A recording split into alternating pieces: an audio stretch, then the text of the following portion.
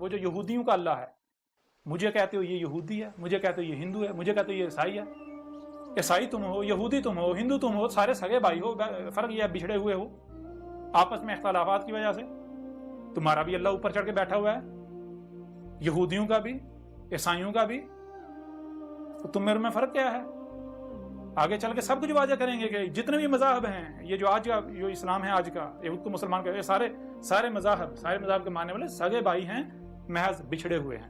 اختلافات ہیں ان میں, اختلافات صرف رنگ نسل کی بنیاد پر ہیں, اور کوئی اختلافات نہیں ہے. عقائد نظریہ سب ایک ہیں, سب سیم ہیں, کوئی فرق نہیں ہے. بہرحال اس سے زیادہ مجھے نہیں لگتا کہ اس نشست میں آپ سے بات کرنے کی ضرورت ہے. باقی اگلی نشستیں جو ہیں ان میں مزید ہر لحاظ سے آپ کے اوپر واضح کریں گے.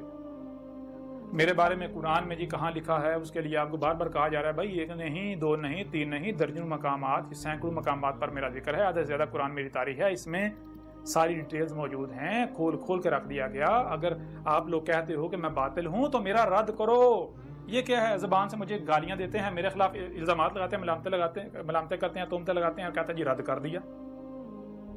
عجیب رد ہے. وہ کل کے اندر جو تم میرے خلاف باتیں کرتے تم الٹا خود پھنس جاتے ہو. یہ تو باطل کی نشانی ہے, یہ تو منافقوں کی نشانی ہے. مومن ایسا تھوڑی کرتا ہے. وہ مومن تو اللہ کا وجود ہے. اللہ کا اسم المومن, مومن تو اللہ کا وجود ہے.